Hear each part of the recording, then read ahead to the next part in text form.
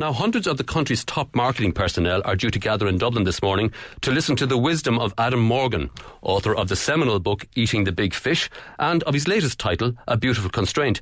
Adam Morgan joins us in studio this morning. Adam, you're very welcome. Thank you very much indeed. What are you going to tell this expectant audience this morning? I'm talking about constraints. I'm talking about the fact that we tend to think of constraints in business as a bad thing, things that make us less, suppress us, reduce us.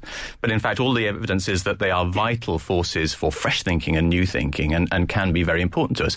And not only can they be, but actually we need to start getting much more muscular at turning constraints into advantages, because constraints of budget, of time, of talent, of resource, of attention, frankly, are going to be all around us. And how good we are at turning them into positives rather than negatives will define how we progress in business and indeed our happiness in life.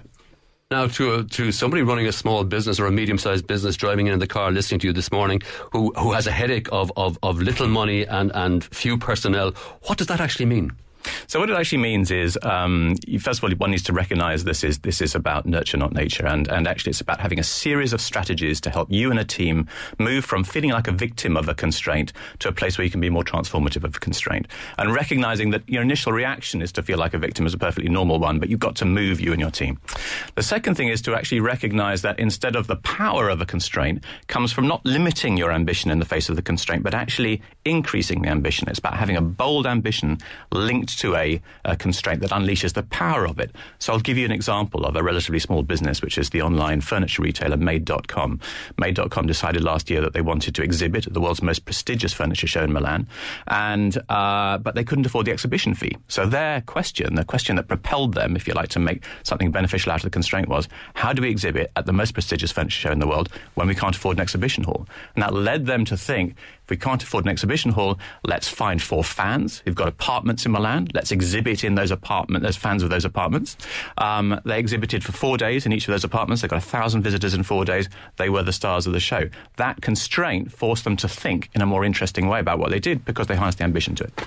Did they come up with that idea themselves? Did they go away for a weekend and run around the woods and have a brain dump? Or did they hire in an expert like you to shake them up? I had absolutely nothing to do with that. I'm delighted to say they came up with that themselves. But the second part of it is what you might call can-if thinking. So there's a brilliant technology officer at Warburton's Bakery in the UK who says, I don't allow any of my team, when we're trying to find an answer to this, to start a sentence with the words, we can't because.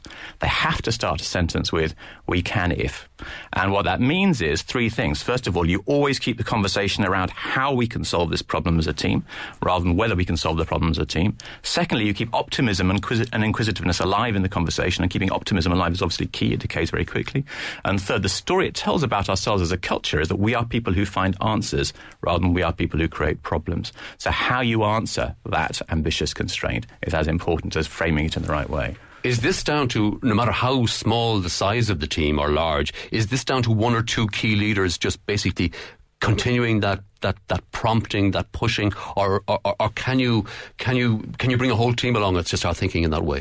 The leader needs to define and frame the task in the right kind of way and give it all authority and legitimacy, but they also need to kind of create a narrative around it which actually articulates why it's going to be a great thing if we can solve this and why it's going to be a disastrous thing if we can't, and create that emotional narrative that makes many, many more people who are involved in it have that resilience and grit and sort of digging deep that'll get you through the speed bumps and the long time it'll take you to find it, because 1 or 2 people can't solve the problem on their own.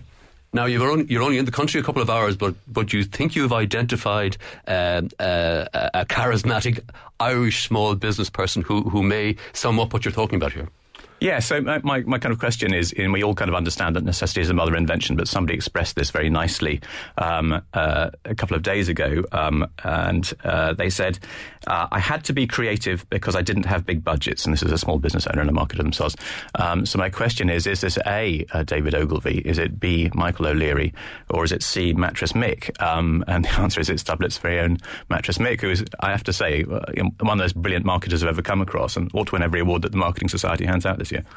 And basically is using that constraint to drive his business forward, as far as you can see. Absolutely right. It's making him being dramatic. It's making him be surprising. It's making him use new media, like releasing his own songs, YouTube videos. He's doing things that the other bigger, more well-resourced and bigger budgeted mattress manufacturers and salespeople aren't bothering to do because they've got the money and they don't have to.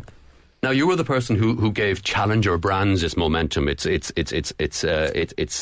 now, I suppose, looking at Irish companies now. We would look at Ryanair, I suppose, now an enormous global organisation, as a classic challenger brand, and played the underdog for years.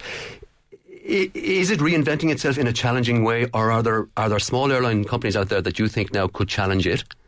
So I think the first thing to understand is that being a challenger is not necessarily about challenging somebody, it's challenging something. So if you look at big change, it used to be about David versus Goliath. It's now about what you're challenging, about the consumer experience or the conventions of the category. The thing for Ryanair, for me, is that it certainly was the underdog, and it did kind of challenge a whole way of thinking about flying and what you needed to pay for flying. But it's educated us to kind of understand that and get used to that now, and we've become complacent about it. It's become part of the establishment and the status quo, and I no longer understand what it is that they're actually challenging and why they're actually on my side anymore, because there are other people I can buy cheap flights from. So yes, I think they need to reinvent themselves as a challenger and work out what the new aspect of flying and the flying experience is that they're challenging on our behalf. What challenger brands do you see out there now that basically are making waves? Well, I think, clearly there are a whole group of challengers who are combining things that we used to think of as opposites, trade-offs, sustainable food production, for instance, and good, fast-tasting food in Chipotle. Tesla in the States, this is a car that goes like a train, looks beautiful, and is completely green. So they're taking things that we didn't think could be combined, and they're putting them together and completely disrupting our sense of what to expect. And Uber, another good example, and I'm calling them Uber's children. They are teaching us as the consumer that we can have it all, and we can have it all now, and we don't have to accept any trade-offs. And that's going to be a huge source of disruption and depositioning of every category in the world. And as your furniture maker from the UK said, it showed it doesn't have to be a large organisation, just think big. Exactly right. Challenge is a state of mind. Adam Morgan, thanks indeed for joining us, and the best of luck with your seminar this morning. Thank you very much.